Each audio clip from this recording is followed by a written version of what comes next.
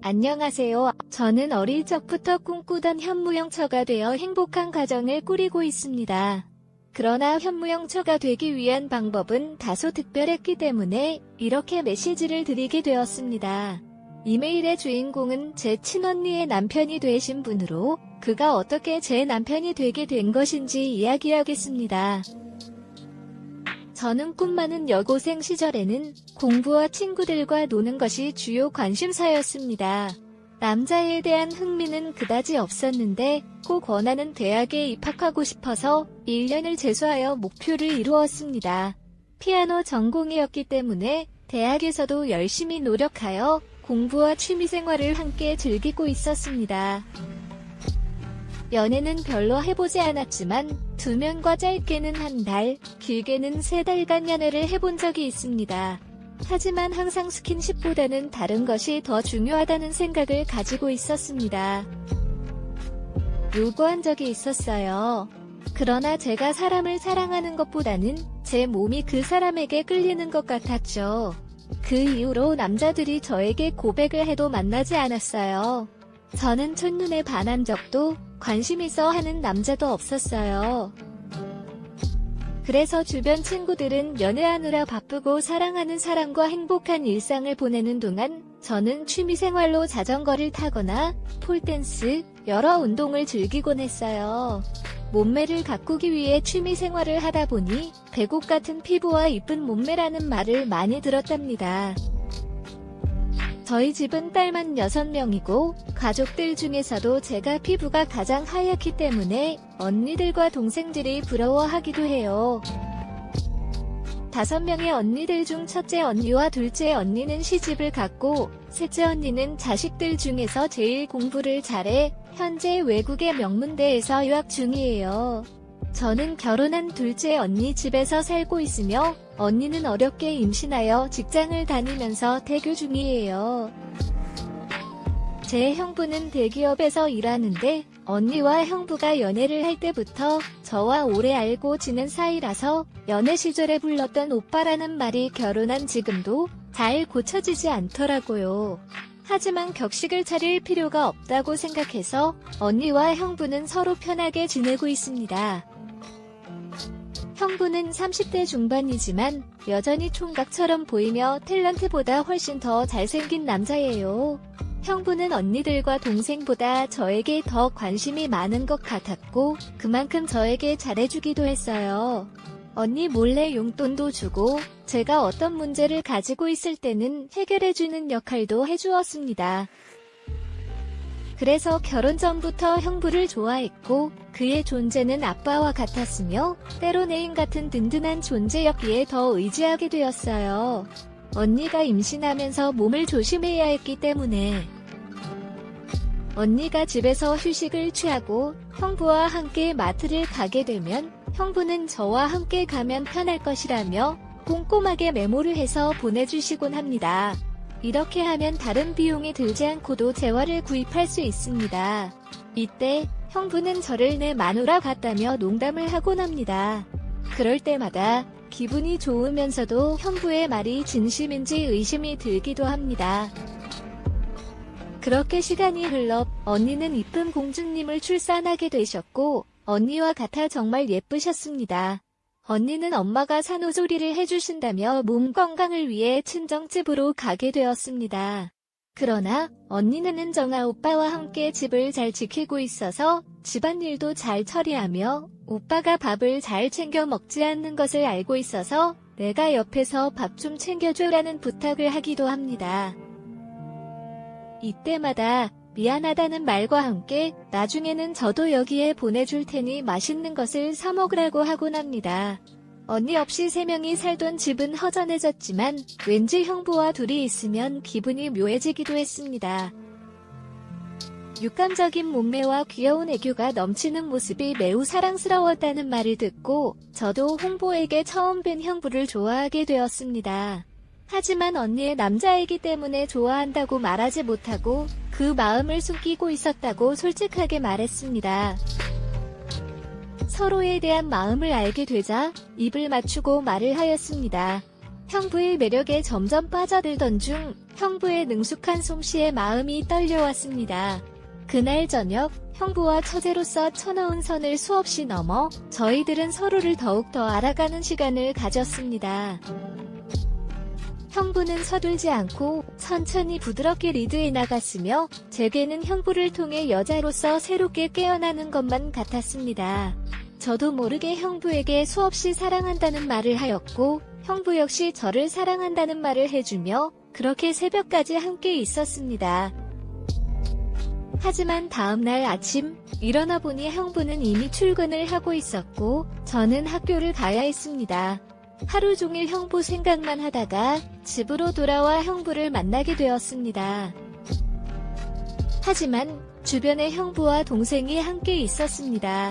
동생은 키가 크지 않지만 저와는 다르게 통통하게 생겼으며 피부가 까무잡잡하고 눈매가 쌍꺼풀이 없는 것이 특징입니다. 언니와 함께한 오랜만의 시간이어서 기분이 좋았지만 동시에 형부와의 사랑이 깨질 것만 같은 불안감이 들었습니다. 형부와 동생은 저보다 더 친해져 버린 것 같았고 저는 동생에게 형부를 너무 많이 애교를 부렸다는 것을 지적하였습니다. 하지만 동생은 형부를 너무 좋아하며 저의 말에는 별로 신경 쓰지 않았습니다. 그렇게 형부와 동생 그리고 저는 함께 술을 마시며 시간을 보냈습니다. 그렇게 세 사람이 함께 술을 마시기 시작했습니다. 동생과 마주 앉아 있다는 것 자체가 화가 났지만 형부가 지켜보고 있으니 어쩔 수 없이 마셨습니다. 동생은 소주를 끄떡없이 마시는 여자인 반면 저는 맥주와는 다르게 소주는 반 병도 못 마시고 취해버리는 알코올 쓰레기입니다. 동생의 소주를 잘 마신다는 생각과 형부와 했던 그 뽀뽀를 생각하니 너무 화가 났고 저도 모르게 소주를 연달아 3잔 마셔버렸더니 금방 취해버렸습니다. 그 뒤로 생각이 나질 않습니다. 얼마나 지났을까 목이 너무 타는 듯이 말라서 주방으로 가보니 식탁에는 술병들이 나뒹굴고 있었고 동생과 형부는 어디로 사라졌는지 보이지 않았습니다. 느낌이 이상해서 두 사람을 찾아봤는데 무언가 차가운 느낌이 들어서 여자의 방으로 가니 역시나 두 사람의 대화 소리가 들려왔습니다. 저는 그 문 사이 귀를 쫑긋하고 들어보니 이상 보통의 형부와 처제의 대화가 아니었습니다. 왠지 오랫동안 안 나왔고 뜨겁게 사랑하는 연인처럼 보였습니다. 형부와 동생은 오늘이 처음이 아닌 것 같았고 당황한 저는 재빨리 방으로 도망쳐 들어갔습니다. 억지로 잠을 청해보았지만 그 대화가 자꾸 떠올라서 도저히 잠이 오질 않았습니다. 침대에서 일어나 다시 안방으로 가서 그들의 대화를 엿듣기 시작했습니다. 역시나 두 사람은 이미 열정적인 관계를 유지하고 있었습니다. 저는 이런 엄청난 일을 알아버렸고 정말 열받고 기가 막혔습니다. 언니와 동생 그리고 둘째 언니 세 자매가 한 남자를 사랑하고 있다는 것이 너무나 충격적이었습니다. 사실 언니와 형부를 이혼시키고 형부를 내 것으로 만들겠다는 계획을 세우고 있었는데 갑자기 동생이 쳐들어와서 저의 강력한 경쟁자가 되어버렸으니 머리가 아팠습니다. 제가 생각해도 이런 상황들이 미친 짓인데 한 남자에게 동생과 제가 사랑 싸움을 하고 있다니 이런 엄청난 사실을 부모님과 둘째 언니가 알면 어떻게 될까 하는 생각에 머릿속이 복잡해졌습니다. 아무리 처제들이 사랑한다고 고백을 해도 거부를 해야 한다는 것을 잊지 말아야 합니다. 동생과 형부가 정말 너무나 미워지기 시작했습니다. 저 역시 둘째 언니 몰래 나쁜 짓을 하고 있으면서도 왠지 두 사람을 용납할 수 없더군요. 술도 취했겠죠. 저도 모르게 베란다에는 소화기를 가지고 안방문을 열었습니다. 형부와 동생을 깜짝 놀랬고 저는 소화기 레버를 풀고 두 사람에게 소화액을 분사해버렸습니다. 동생과 형부는 하얀 소화액에 온몸이 하얗게 되어버렸고 안방 전체는 온통 소화액으로 가득 차게 되었습니다. 형부에게 야 이 자식아 나도 사랑하고 동생도 사랑하냐? 둘째 언니는 사랑하긴 해. 언니 보기도 부끄럽지 않아. 하며 뺨을 사정없이 때려주고 말았습니다. 형부는 미안하다고 수없이 말을 했지만 왠지 상황을 모면하려는 듯한 말투인 것 같아 더 화가 나기 시작했습니다. 동생에게 한 소리 하고 싶었지만 어디로 갔는지 도망쳐버렸습니다. 형부를 실컷 때려주고 밖으로 나오니 동생 머리와 옷에 묻은 하얀 소화액을 털어내지 못하고 편의점 앞에서 울고 있었습니다. 저는 편의점으로 들어가서 따뜻한 커피를 사서 동생에게 건네주고 둘이 무슨 일이 있었는지 말하라고 했습니다. 동생은 형부와 결혼한 뒤로 사랑을 자주 나누었다는 말을 시작으로 지금까지 형부와 있었던 일을 다 말해주더군요. 그러면서 저와 형부랑 그런 사회인 줄 몰랐다고 말을 하며 둘째 언니한테 못된 짓을 너무 많이 해서 미안한 마음에 이제는 형부를 사랑하지 않겠다는 말을 했습니다. 그리고 원래의 계획대로 셋째 언니가 있는 외국으로 유학을 가겠다고 말했습니다. 동생은 저에게 형부께 어떻게 할지 물어보니 정말 미안하지만 달라. 내가 원하는 것은 반드시 차지해야 한다. 넌 알지? 이제는 둘째 언니를 밀어내고 형부를 내 남자로 만들 거야. 둘째 언니에게는 미안하지만 내가 언니보다 더 형부를 사랑하니까 형부를 차지해야겠어. 동생은 내 말에 깜짝 놀랐지만 그 사랑은 도저히 응원해줄 수 없겠지? 그래도 힘내라고 말을 해주었어. 동생은 잠시 혼자 있고 싶다고 했으니까 나는 빨리 들어가서 형부를 만나기로 했어. 형부는 현관문 앞에서 무릎을 꿇고 수없이 빌며 사과했어. 사랑하니 별수 없이 그래서 형부를 용서하기로 했어. 동생이 내일 짐을 가지러 오겠다는 문자를 보내왔고 그렇게 집에 형부와 둘만 있게 되었어. 세상 반 이상의 남자인데 왜 나는 언니 남편한테 푹 빠져서 정신을 못 차리는 건지 제 자신이 부끄러웠지만 이젠 제 마음을 어떻게 제어할지 모르겠어. 형부가 저녁을 차리겠다고 했으니 기대를 했어. 된장찌개와 스테이크가 차려져 있었으니까 형부의 모습이 너무나 사랑스러웠어.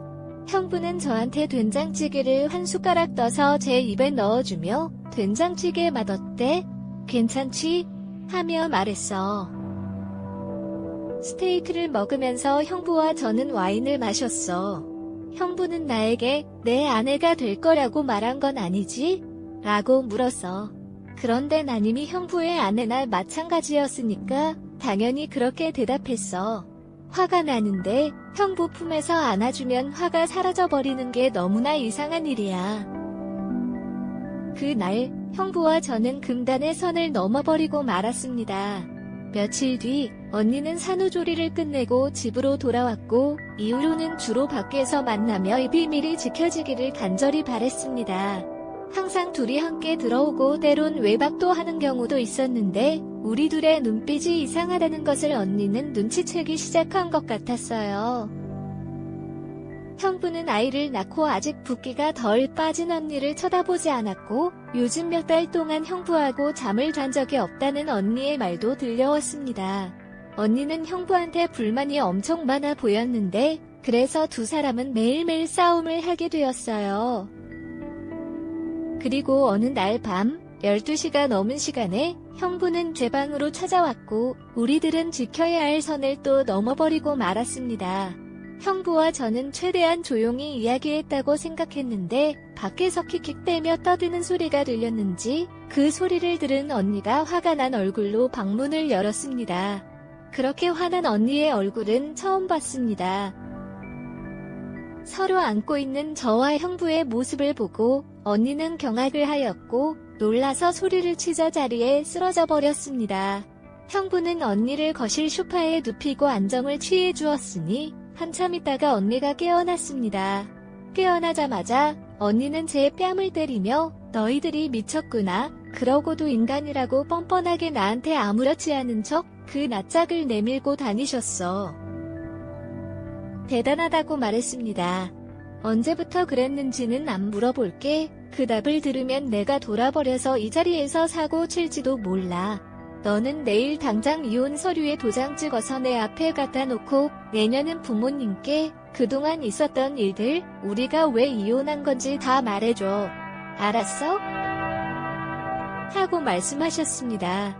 언니는 한 번이라도 아니면 끝장을 보는 그런 남자 같은 성격인지라 이혼은 확정된 것 같았어요. 그렇게 형부와 이혼한 언니는 아이를 데리고 친정 부모님 댁에서 지내다가 몇 년 뒤 성실하고 착한 남자를 만나 지금은 행복하게 잘 살아가고 있다고 들었습니다. 언니와 형부가 이혼하게 된 것이 다 제 탓인 것 같아 언니에게 너무 미안하고 큰 죄를 짓게 되어 지금까지도 볼면목이 없더라고요. 현재 부모님을 포함한 가족들은 몇 년째 찾아뵙지 못하고 있는 중입니다. 그 사건 다음날 언니의 말대로 부모님께 모든 사실을 말씀드렸고 큰 충격에 빠지신 부모님과 언니들은 다시는 얼굴을 보지 말자고 호적에서 파버리겠다고 하시며 저를 내쫓아 버리셨거든요. 현재 형부와 소도시에서 아이 둘을 낳고 행복하게 잘 살고 있는 중이며 제 남편이든 형부는 언니보다 더 저에게 잘해주고 있어요. 제 행동은 도덕적으로 도저히 용서가 안 되겠죠. 그러나 언젠가는 시간이 지나 가족들이 제가 했던 모든 행동들을 용서해줄 날을 기다리며 살아가고 있습니다. 제 사연을 들어주셔서 감사합니다.